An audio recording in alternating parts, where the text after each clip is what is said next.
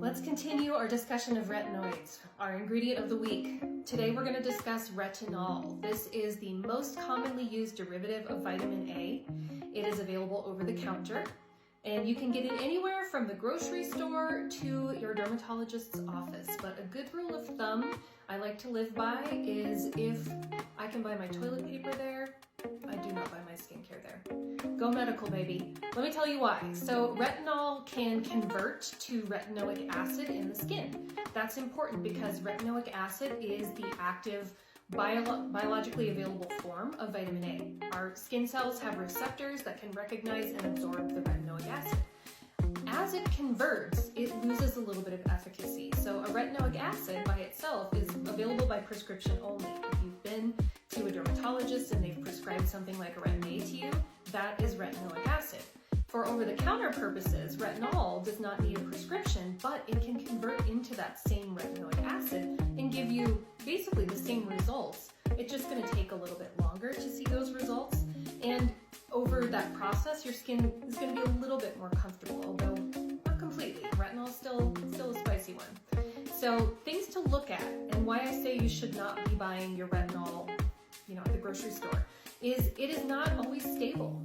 Just like something like vitamin C, it can oxidize. So you want it to be in a formula that it's encapsulated and it's stable so that you get the full potency by the time it absorbs into your skin. You're already going to be losing some of that when it converts to retinoic acid, so you want that full potency. It also needs a delivery system to get it into the skin to the level where it can do the most good. The fibroblast cell is the primary target of a retinol. That's the cell that produces our collagen, elastin, and hyaluronic acid. It's located in the dermis. So your retinol molecule has to fight its way all the way through the epidermis, across the dermal epidermal junction, and down into the dermis in order to find the fibroblast cell.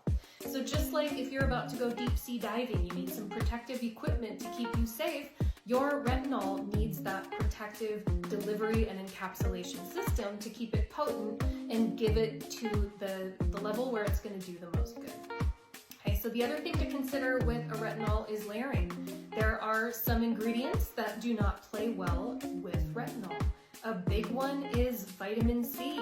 Vitamin C is fantastic for the skin, but it needs a lower pH, where retinol needs a slightly higher pH. So when you layer them together, it messes with both of their pHs and makes them both weaker. Okay, so think of them as friends that are feuding. You want to be friends with both of them, but you're not going to invite them both to the same party. So you'll use your vitamin C in the morning and your retinol in the evening. And these are just a few of the things I can tell you about retinol. DM me for individual questions or talk to your product reps if you're carrying a specific product line and you need to know a little bit more about that retinol.